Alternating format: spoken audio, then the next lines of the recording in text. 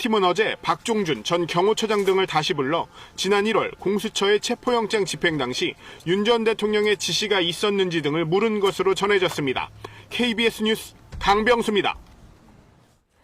내란 특검팀의 평양 무인기 침투 의혹 수사와 관련해 관심사는 윤석열 전 대통령에 대한 외환죄 혐의 적용이 가능한가였는데요. 특검은 외환죄가 아닌 일반 이적 김용현 전 국방부 장관 등이 공모해서 대한민국의 군사상의 이익을 해쳤다고 본 겁니다. 공민경 기자입니다. 국방부 국방정보본부에서 내란특검팀 관계자들이 빠져나옵니다. 윤석열 전 대통령의 외환 혐의와 관련해 내란특검팀이 군사시설 24곳에 대한 동시다발 압수수색에 나선 겁니다. 윤 전 대통령이 비상계엄 선포를 정당화하기 위해 지난해 10월 평양에 무인기를 침투시켜 북한 군사 대응을 유발하려 했다는 의혹과 관련해 드론 작전사령부와 국군 방첩사령부, 합창 등이 압수수색 대상에 포함됐습니다.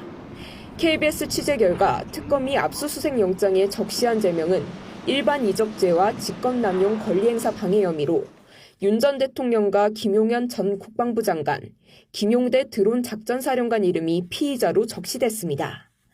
일반 이적죄는 외국과의 공모 여부와 무관하게 우리 군사상 이익을 해하거나 적국의 군사상 이익을 제공할 경우에 처벌할 수 있습니다. 최고 무기징역까지 가능합니다. 영장에는 윤 전 대통령과 김 전 장관 등 3명이 공모해 남북 간 무력 충돌 위험이 증대하고 국가안보상 심각한 위협이 초래됐다는 내용이 담겼습니다. 우리 군의 무인기 정보 등 군사상 비밀이 북한에 노출되는 결과가 초래됐다고도 적시했습니다. 특검팀은 윤 전 대통령이 유엔군 사령부 승인 없이 드론 사령부에 무인기 투입을 지시했다며 직권남용 혐의도 함께 적용했습니다.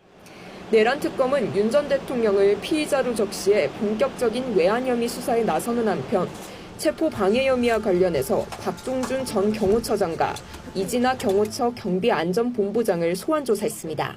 KBS 뉴스 공민경입니다. 김건희 특검팀은 전방위 동시 수사에 나섰습니다. 양평고속도로 의혹에 대해서는 국토교통부 등을, 또 공천 개입 의혹에 대해서는 대통령 기록관을 압수수색했고 삼부토건 전현직 회장 등에 대해서는 구속영장을 청구했습니다. 이형관 기자입니다. 서울 양평고속도로 종점 노선이 갑자기 바뀌면서 불거진 양평고속도로 특혜 의혹. 윤석열 정부 출범 이듬해인 2023년 5월, 기존 양평군 양서면에서 김건희 여사 일가가 땅을 보유한 강상면 일대